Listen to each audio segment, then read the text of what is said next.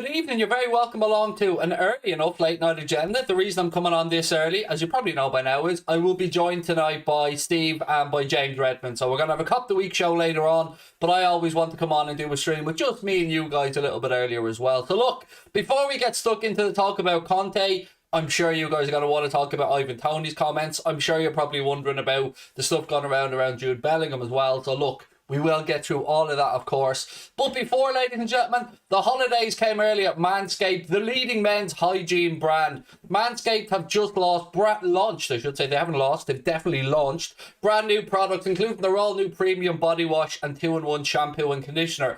Obviously, I'm not their target audience for the brand, for the conditioner or the 2-in-1. You know, it's not me. But those of you out there that aren't follically challenged like myself, maybe you want to have a little look at them. It's time to give yourself, or somebody who needs it, that little bit of beautiful skin, hair, free balls, and get your Santa beard in shape for this season. Look, jingle balls all the way, ladies and gentlemen. Untrimmed pubes are a thing of the past, and it is possible to get your Santa beard in your pants ready to go for the festive season. The Manscaped Performance Package 4.0 also includes the crop preserver, the crop toner, the crop reviver, the ball toner, the ball deodorant, which is anti-chafing as well. You also get your boxer briefs, you also get your shed travel bag, and now we've got the premium body wash as well with aloe vera and sea salts to keep your skin feeling really clean. Look, I'm not gonna lie, I've used moisturizer before. I'm not ashamed to say it. I do like my skin feeling good. You don't get the 40 years of age and not have clean skin by not looking after it. You know what I'm saying? So make sure you use our discount code WFM20 to get yourself 20% off and free shipping at the manscaped.com. 20% off, free shipping, ladies and gentlemen. Clean up your nuts and make Santa proud this year. Jingle balls indeed. Jingle balls indeed, said Crosby. Right, look, what do we want to talk about tonight, ladies and gentlemen? We start off with Conte. It looks like, and this is mad, by the way, that after they've already booted out Nuno, who, by the way, was an appointment that never made sense to me at Spurs, because Nuno plays a brand of football that isn't very Spursy. And by that I mean Spurs, like United, like their attacking football. They like their team to play in a certain way. So they were looking for Fonseca originally. Spurs brought in a new director of football. That director of football put the kibosh on Fonseca, brought through Nuno. They've since sacked Nuno, and now it looks like they're going to go to Conte for the new manager. Now, the reason that this doesn't make any sense to me is that Conte is two things, really. He's a manager for the short term. He's a manager that can come in and get results and get people playing in a way that will get points, but not in a way that Spurs fans, I think, are going to find entertaining. So I'm a little bit baffled by it. I have to say, I'm a little bit baffled that they're looking at Conte, because if they didn't like Nuno's brand of football, I'm not really too sure they're going to like Antonio Conte's brand of football. But let's wait and see what happens. I mean, I don't think he would have been a good fit for United either, Antonio Conte, if I'm being honest. The other job that his name had been thrown around for was, of course, the Newcastle job, but I think Antonio Conte knows it's probably a little bit too early in their developments to be looking there. I mean, Newcastle's target first and foremost has to be to stay in the Premier League, because results over the weekend didn't really go their way. They're currently sitting in the relegation positions, but Spurs against Manchester United were shambolic, to say the least. Like, that performance by United wasn't that great, and they still went and beat Spurs by 3-0. So let's wait and see what happens with regards to Antonio Conte. But look, it's not going to bother me if Conte comes into Spurs. It's not going to worry me one bit, because they're still going to have the same squad. They're still going to have a Harry Kane who doesn't want to be there, and they're still going to have bang average defence. And look, I'm not worried about it, basically, is all I'm trying to say. He's not the type of manager that I would like at Liverpool, so, you know, he's successful. I mean, you've got to give Antonio Conte that credit. You know, usually wherever he's gone into, he's got success, but the stories that keep coming out over and over and over again is that his methods aren't based around longevity. You're only bringing Antonio Conte in for 2 years probably before, I don't want to say burnout, but let's just say he's supposed to be rather intense as a manager. I think that's probably the best way I can put it. So yeah, for me, look, not really worried. Nuno was never going to work out with Spurs. Never understood the appointment. Conte, it'll be rinse and repeat, same as Mourinho, and Spurs will be stuck in this cycle of Spursiness for however long. So yeah, there you go. They aren't sustainable, absolutely, Quince. You're right. The methods that he goes in with and the intensity that he tries to bring to the job, they aren't sustainable in the long term. But I suppose the only way I can really... And look, I don't really give a fuck who Spurs bring in as their manager, in all honesty, but the only way I can really see why Daniel Levy might go down this route is because that stadium, that £1 billion magnificent stadium, suddenly becomes a bit more of a problem when you're not getting Champions League football and the Champions League money that comes with Champions League football. Because let's be honest, that stadium deserves a little bit better than the Europa Conference League. And I'm not so sure that this roll of the dice by Daniel Levy will work. I think it will end in a failure like it did with Mourinho. And I don't like... I'm a nobody. I'm an idiot. I'm an outside fan. I can look at this situation and go, Mourinho was never going to work out. That was a short-term fix. Nuno was never going to play a brand of football that Spurs fans were going to be happy with. That was clear. I mean, what did you see in his style of play at Wolves, which was... It was good at times in that they got results, but it certainly wasn't easy on the eye to watch. I mean, they were a pain in the arse to play. Their team set up in a good, compact way. But yeah, for me, look, I don't get it. I don't get any of these appointments. I don't know who the fuck is sitting in the Spurs boardroom and thinking that this is going to be the job. I mean, look, I didn't understand why they got rid of Pochettino, to be honest with you. But we move on. Ivan Toney, ladies and gentlemen. I don't know if you guys have seen this, but Ivan Toney was on a podcast and he was speaking about... Somebody put the question to him, if Liverpool came calling and you weren't guaranteed your place, but you had to fight for your place, or Leeds came calling as an example and you would be guaranteed to start, but which one would you go for? And again, I'm paraphrasing here, but he said something along the lines of Liverpool, because I'm a Liverpool fan. I've supported Liverpool since I was a kid, and I would. Then your man came back to him and said, but a few minutes ago, you said to me that you would want to go somewhere and be the man. You would want to go somewhere and, be the go-to, be the first name on the team sheet. And he said, I'd back myself to be the man, or I'd back myself to force my way in there. So, yeah. And yes, it was a podcast, mate. What I'd seen was a podcast. Yes, the clip that I'd seen was from a podcast. Don't know which podcast off the top of my head. I was just sent a clip, but yeah, it was there on a podcast. I'm sure Connor will put the name into the chat. Took Klopp 2.5 years to build a trophy-winning team. They could give him a bit more time at least. The appointment, look, Nuno will be the first one to admit that he wasn't Spurs' first choice, Spurs' second choice, Spurs' third choice, but eventually when they had Gattuso, no. Fonseca, no. And a couple of others, they ended up at Nuno, and I don't think he was ever going to be given a fair shake, to be honest. On Ivan Toney, can I just say that I think it's too early for me to be having a conversation about Ivan Toney coming to Liverpool? I mean, what has he scored? 2 Premier League goals, 2 assists, if I'm right, something like that.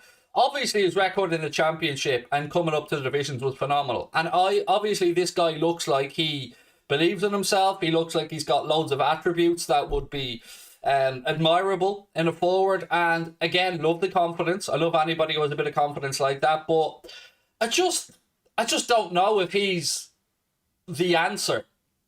That's all I'm saying. He would be something different. I get that. He does put himself about. I love that about him. Physical presence, runs the line hard, will work for the team. Lots of stuff that you can see that Jurgen Klopp would admire in a footballer. No doubt about that. But for me, I just think it might be a little bit too early to be looking at Ivan Toney. I don't know.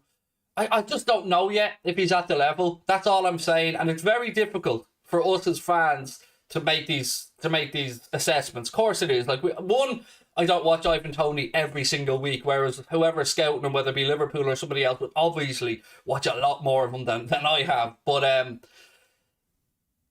I can see why. I wouldn't be 100% convinced just yet. That's all I'm saying with Ivan Toney. I'd like to give him a full season in the Premier League, really, to see how he adapts to it.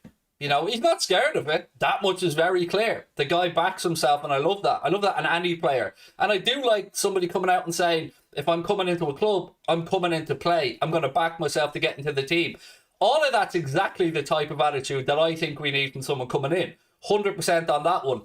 But the fact he's a Liverpool fan, I'm sure that would, self-confessed Liverpool fan, I'm sure that would be something that would it gear him on as well. I mean, we often speak about Harvey Elliott as an example, and how much we admire about the fact that Harvey Elliott is a Red. Harvey Elliott feels what we feel about the club.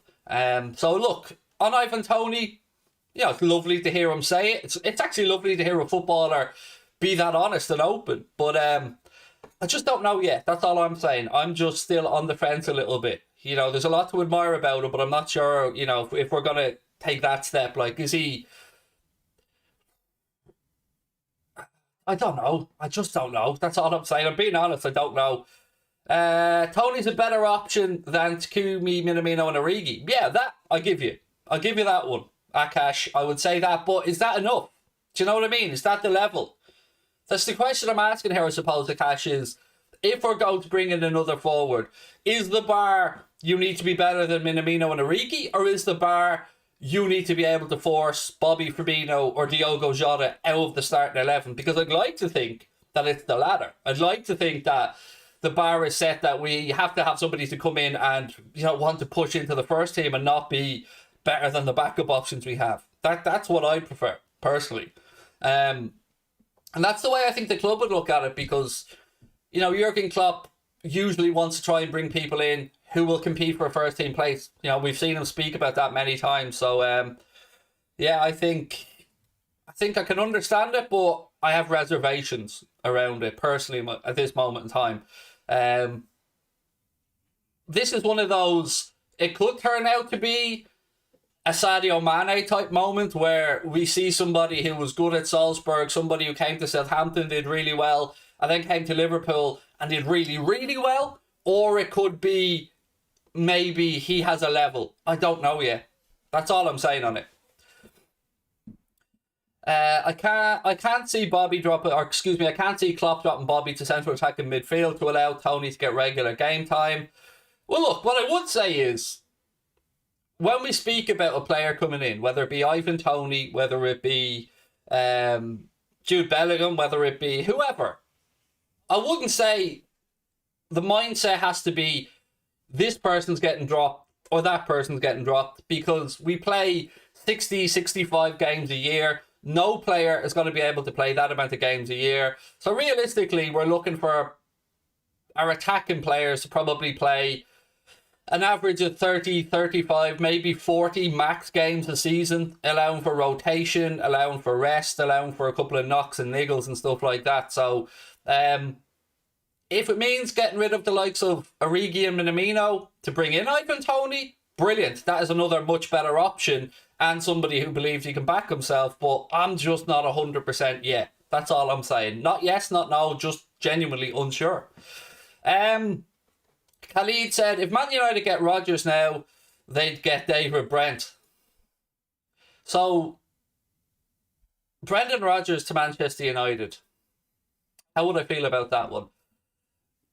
I don't think I'd give a fuck, to be honest. Like, Rodgers is a good coach. Rodgers has proved himself after he left Liverpool, but to what extent? Because Brendan Rodgers' Achilles heel, and you can ask Leicester City fans this, you can ask Liverpool fans this, I don't know, maybe you can ask Celtic fans. I didn't really follow his time up at Celtic that much, but the European competition has always been Brendan Rodgers' Achilles heel. When he has to prepare a team for a Premier League game and then prepare another team for a European game, it doesn't really work out too well for Brendan Rodgers. So if he ends up at United, you know, I'm a lot less concerned than I am if Simeone or a Pochettino or a Ten Hag, for instance, goes into Manchester United. And look, at the moment, Ole Gunnar Solskjaer are doing bits. Do you know what I mean? Give the man a job, keep him in. Beating Spurs 3-0, what more do you want from the man? This is a plea from all of us football fans. Keep Ole Gunnar Solskjaer in his job. You can't expect more than a 3-0 win at Spurs. The man's working miracles there on a mere £330 million net spend. What more do you want from Ollie? Fuck's sake, give the man a break. Do you know what I mean? He's doing bits there. What's the story with Toney? Literally just gone through it, mate, so we'll go back over towards the end. For the Jude Bellingham thing, and I didn't really want to touch on this on the 5:30 show. I wanted to hang off for tonight, but there is a story doing the rounds. You can look it up for yourself. I think the Echo have covered it and a few others. Former Middlesbrough, I don't know if it was player or manager, can't remember which one it was, said that he's been told, and he wouldn't give a source now, but he said he's been told fairly clearly that Jude Bellingham is destined for Liverpool. Take from that what you want. You know my feelings on it. Chew, chew, chew. I've been banging this drum for a long time. I've told you guys that I've got the feeling that Jude Bellingham's going to end up at Liverpool. I've said that to you for a long time now. I've spoke my reasoning why. And I don't have any info that you don't have. I don't. I'm just looking at this through fans' eyes. And yes, the conversation around financing the deal is a valid conversation that needs to be had. And I don't have the answers to that. I don't know what way Klopp and FSG are thinking. But if we, for 1 minute, now just keep with me here for 1 minute. If we are to take FSG at their word, which they've spoken about to and briefed journalists before, Melissa Reddy, I think James Pearson and a few others, that if a generational talent becomes available, they want to be in the conversation. Now, what's a generational talent? Is it an Mbappe? Is it a Haaland? Is it a young British player? If it's the young British player, who is also an undoubted talent, Bellingham is a no-brainer. An absolute no-brainer.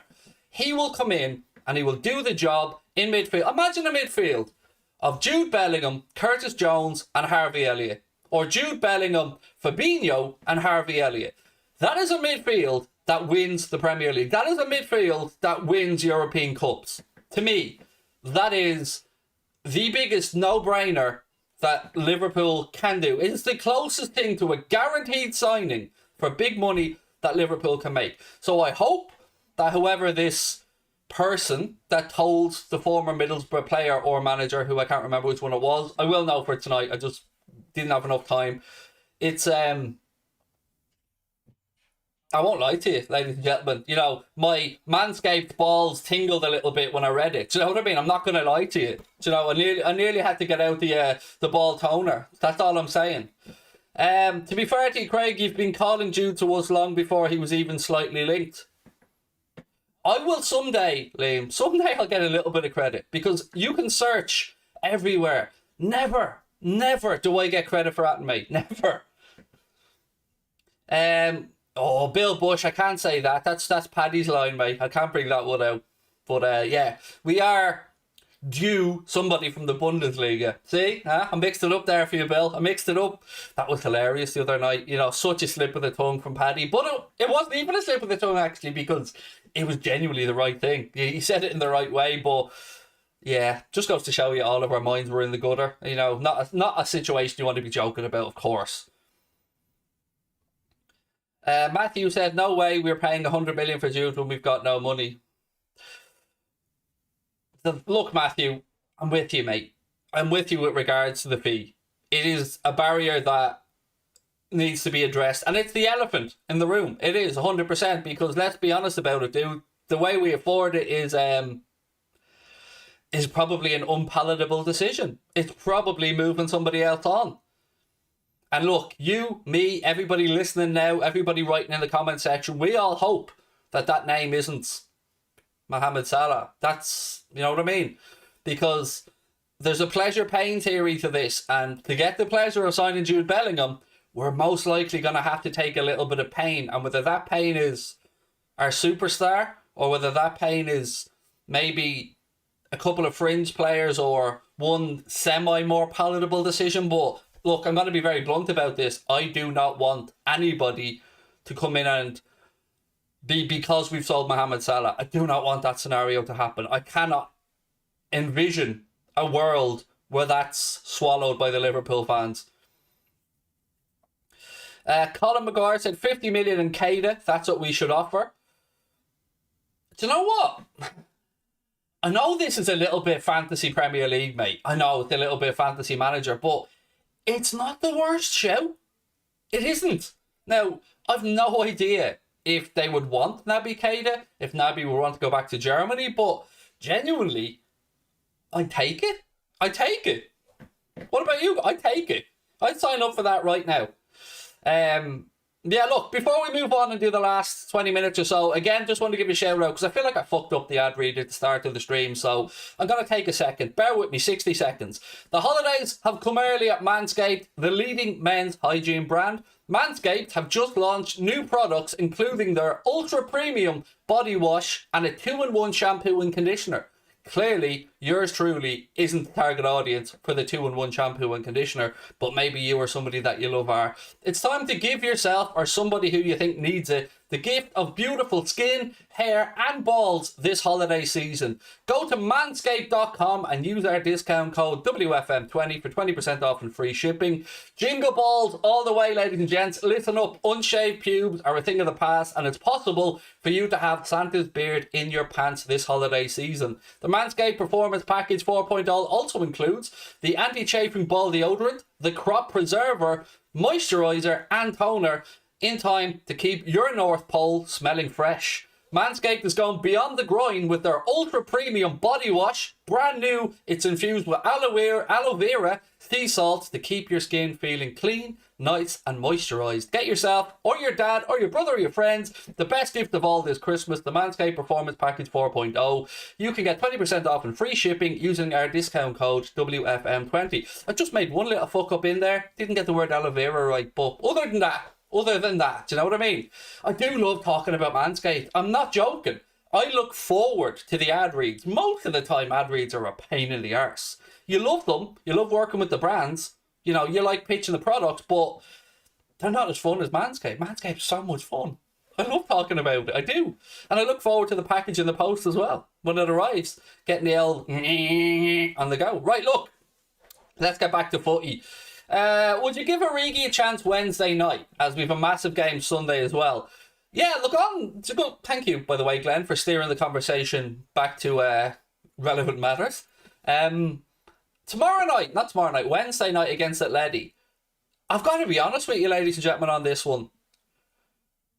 I prefer the idea of the game on Sunday against West Ham as the priority. That's where I am right now, because look, Atleti in the Champions League is obviously a massive tie, and as I said to you guys last week, you win a Champions League game, you get £2.5 million for a group stage win. So you've got to keep that in mind as well. But right now, West Ham pushing up into towards the Champions League places, Chelsea 3 points clear of us in the Premier League, us having a 2-point cushion over Manchester City.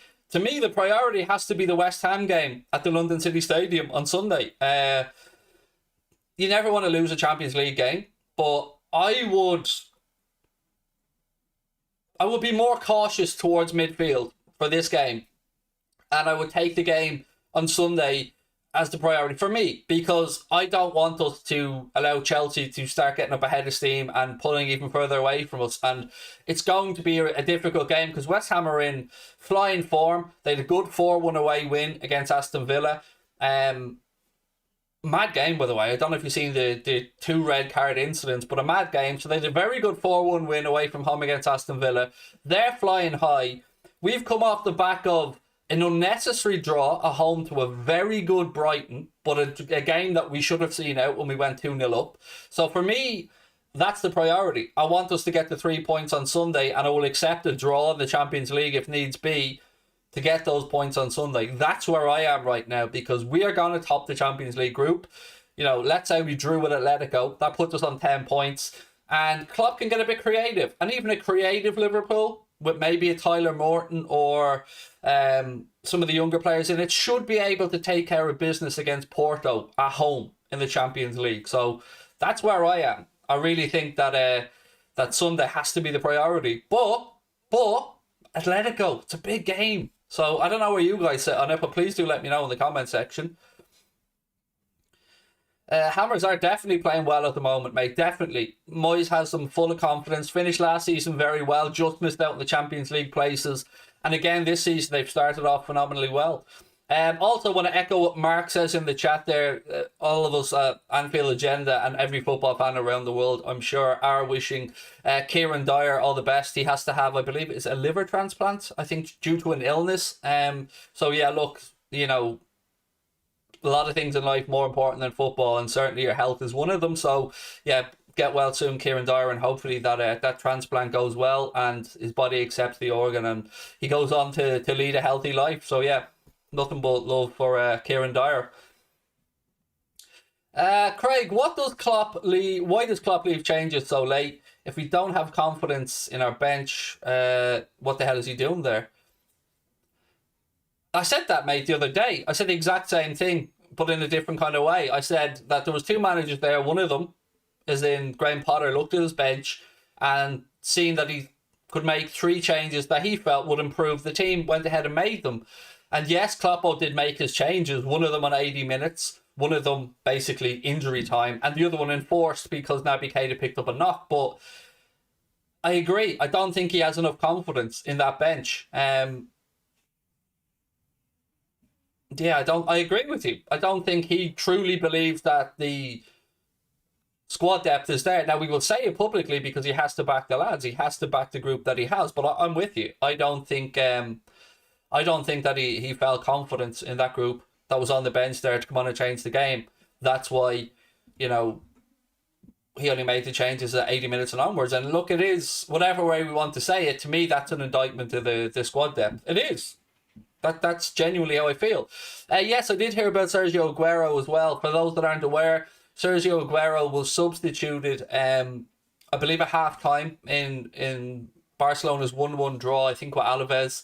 And he had chest pain and he was diagnosed with something around his heart rhythm, something like that. I'm not 100% certain of it, but of course, again, hope Sergio Aguero is fit and healthy. Joe O'Reilly said, it's shocking that the Liverpool scouts weren't able to see the talent of Jude Bellingham and Birmingham, such an opportunity missed. They did, Joe. They did, mate. They were well aware of him. I can say that to you. As were Manchester United, as were a lot of other teams. But, and here's the kicker, mate, that nobody was able to guarantee him football like Dortmund were. And that's their little niche that they've carved out. Nobody was able to say to Jude Bellingham, at the age that he went to Dortmund, you will come in and play week in and week out. He knows that he went to Dortmund, he got that opportunity, and that's why he chose Dortmund. United made a big play for him just before he went from Birmingham to Dortmund, but his mind was already made up. And that's where Dortmund do have the kicker and the rest of us. They can guarantee these young lads that they will get time to develop, that they will get behind them, and that they will play them. So yeah, there you go, unfortunately. Klopp needs to bench Mane more often. Last time it happened, Salah scored a hat-trick. I don't really know where to go with that. Jack, do you want a little pet in the head, mate? Are you feeling a little bit sad? Jack knows football. Do you want me to give you a hug, dude? Do you know what I mean? Do you think I give a fuck what your opinion is, dude? Yeah, anyway. Enjoy yourself, Jack, and I don't know what to say to you, dude. You are one sad little fuck. Right, what else we got? Craig, do you know the person who said we're getting Bellingham? What's the point of him lying to everyone? How do we know if he's lying? Quinch, I don't know if he's lying. I've got the feeling we're going to get Bellingham. I've had that feeling for a long time. I don't know what this guy was told. I don't know who told him it. So, yeah. I don't know, mate. But I can't also tell you that I know he's lying, because I don't. I hope to God what he's saying is true. Mate, when I woke up and I read that headline, my God, I was happy. Now, the headline and the story, obviously different things. The headline was something along the lines of... Jude Bellingham admits he's bound for Liverpool. Something along those lines. But let's wait and see, But it is good that these links are starting to be there because, look, is it an accident that Jordan Henderson was almost acting like a mentor to Jude Bellingham on England, Judy? No. Is it an accident that Bellingham has family links back to Liverpool with regards to an admiration of the club or support of the club? No. But does that mean anything in the grand scheme of things? Not until he's standing there holding up a shirt it isn't. So, yeah. I don't know. I hope. I pray. But it is great that we're linked to him. And I'd rather wake up to see that story than wake up to see Manchester United linked to him so strongly. So, yeah. Let's just take it as a positive.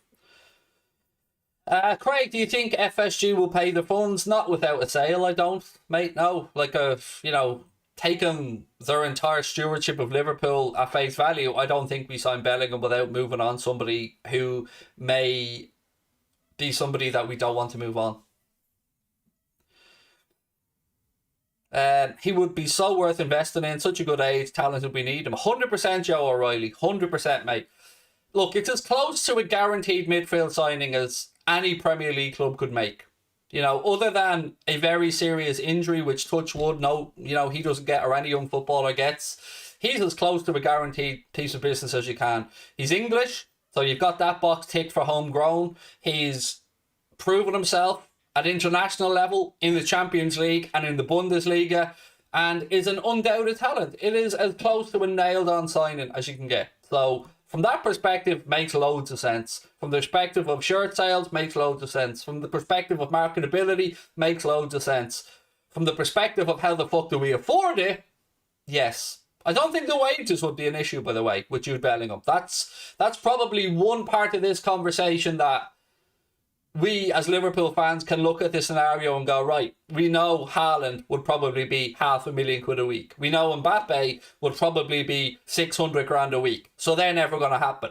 But Jude Bellingham is probably going to be in the realms of a fee that we could afford to pay his wages. The transfer fee, different story. But the wages, I feel like we could afford the wages.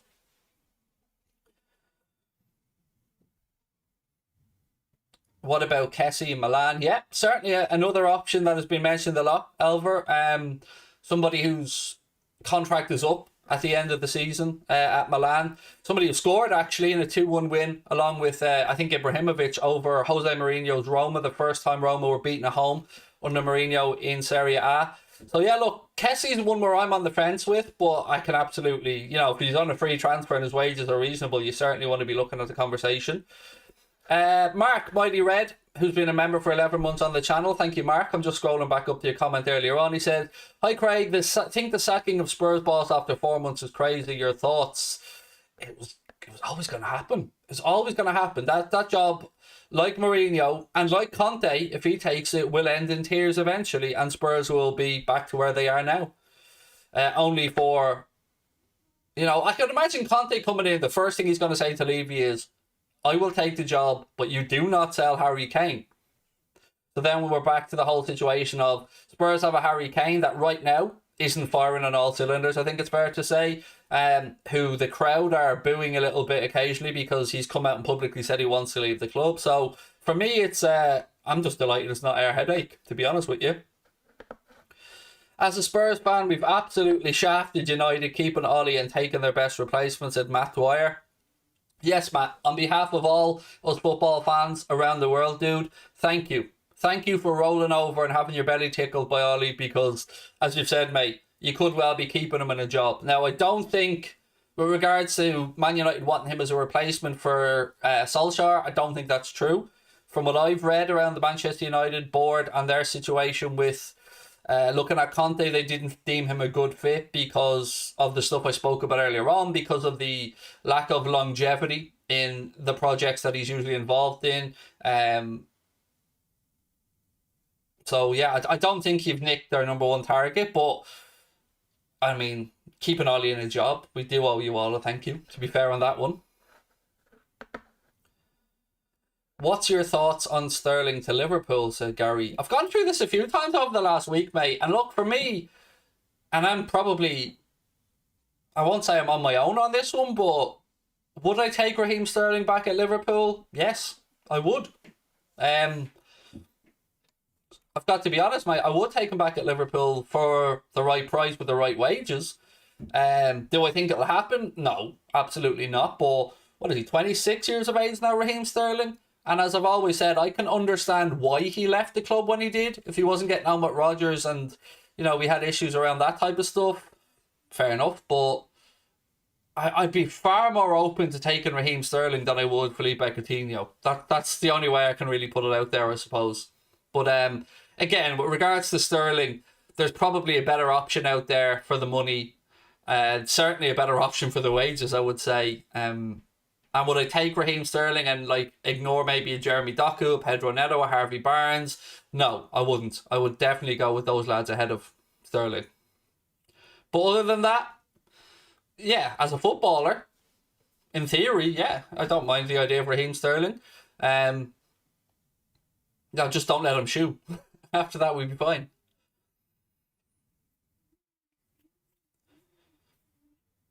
Bellingham could be the next Steven Gerrard. See, that's, mate, I won't lie. In the back of my head, that's all I'm thinking. But I don't want to come out and publicly call anybody the next Steven Gerrard, but I won't lie to you, mate. In the back of my head, 100% thinking that, yeah.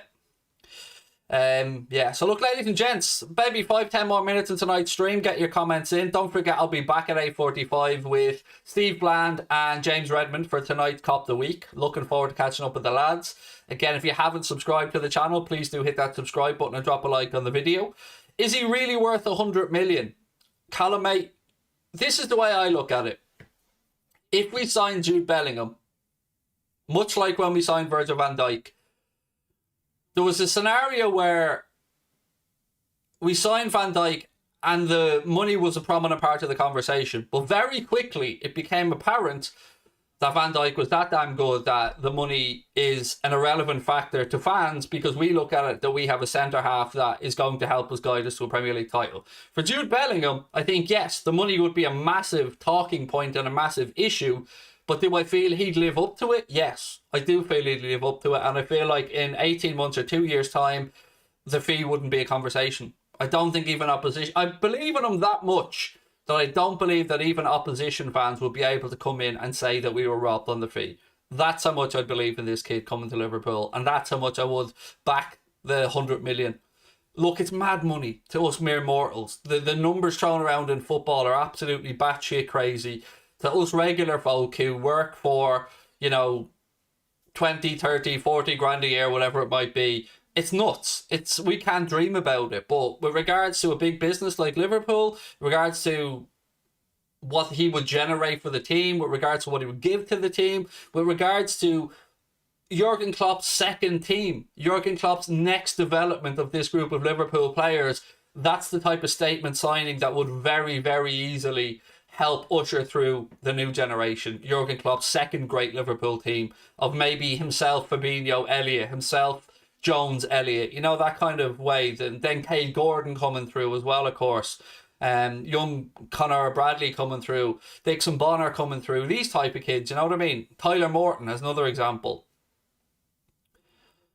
Doku needs to work on his shooting. Yes, he does, but nobody at 22 years of age or 21 years of age is going to be the finished article. I think he's only 19 actually. Sorry, isn't he, Doku? So even at 19 years of age, you're not going to get anyone who's the finished article. You could sign Mbappe now and Klopp will tell you he's not the finished article, because every player can improve. So that's what I'd say. You're almost buying the potential to some extent when you're looking at lads that are 19, 20, 21. Glenn said, we spent a fortune on VVD and Alisson. That was the best money we've ever spent. Exactly. They were as close to guaranteed signings as the manager could get. Alisson, phenomenal. Van Dijk, phenomenal. And now we don't talk about the money. We don't talk about how much Van Dijk costs. We don't talk about how much Alisson costs. And if we do talk about them, we talk about them in comparison to other signings, like Kepa. We got the better end of that deal. Kepa costs more than Alisson. Alisson's a better keeper. Maguire very quickly came in and took the gloss off the 75, or the stress, I should say, off the 75 million by becoming the world's most expensive defender. We got the better deal there. Thoughts on Christopher Nkunku? He has a 35 million release clause next summer. Nkunku from Leipzig. Am I thinking of the right guy? If that's the case, don't know. Don't know if he's good enough. I haven't watched enough of him. Delusion, he's the next Stevie G. Look at Sancho as an example. No. First of all, Crick, I'm going to try and be nice here, dude. I never called Jadon Sancho anything. I said Jadon Sancho's a good footballer. And also, Jadon Sancho's at United with Ole Gunnar fucking Solskjaer. Jurgen Klopp is not Ole Gunnar Solskjaer, mate. And Stevie G was an amazing footballer, yes. But if you honestly sit there and you don't think that Jude Bellingham is going to be an outstanding midfielder, then you're fucking deluded, because you clearly don't know football. Jude Bellingham is an absolute baller. And yeah, comparing players to other great players is never a good thing. But nobody sat here and said that Jude Bellingham was going to be an out-and-out Stevie G. Nobody said Jadon Sancho was going to be the next Maradona. But there's a difference between Jadon Sancho going to United under Ole Gunnar Solskjaer and Jadon Sancho going to Liverpool under Klopp. And also, he's only there a wet day. Allow the lad time to develop. I don't believe I'm fucking saying this defending United, but nobody should be judged after 10 games and a new club. Nobody. So, you know, sometimes people need patience. We as football fans need patience. Look at Andy Robertson. Look at Lallana when he came in. Sometimes it takes time. Fabinho as an example. You don't always have to piss all over everything and everyone's dreams and everyone's hopes and ambitions and knock people, mate. You can boost people up and you can be proactive and you can, you know, spread positivity. I don't get it. I don't get why why people are always looking to be negative. I don't get it. Jen, how are you? Nice to see you in. I hope you're well. Can we all laugh at how bad Kane is? He has really fallen off a cliff this season, hasn't he? He really has. Yeah, but look, you know the beauty of that scenario is, my friends, it's a whole lot of not our problem, and that's the beauty of it, isn't it? Looking at what's going on with Harry Kane now, it's fucking great. It's great because he hasn't gone anywhere else, and he's not our headache. So there you go. Right, look, ladies and gentlemen, I'm going to say my goodbyes. I will be back at 8:45 with Steve Bland and James Redmond for tonight's Cop the Week. Thank you to our sponsors, Manscaped.com. Don't forget, you can get the Performance Package 4.0 ready and in time for Christmas to share with your father, your brother, your friend, one of your loved ones. You can use our discount code WFM20 to get 20% off and free shipping on absolutely anything at Manscaped.com. And as I said, don't forget they also have their brand new premium body wash and 2-in-1 shampoo and conditioner as well, if you want to really treat the person that you love this festive season. Thank you very much, Jen, for the super chat as well. You're really kind. And look, you absolutely wonderful, wonderful human beings. I will see you all at 8:45. I cannot wait to catch up with you again. Hit the subscribe button, drop a like on the video, and have yourself a cracking evening.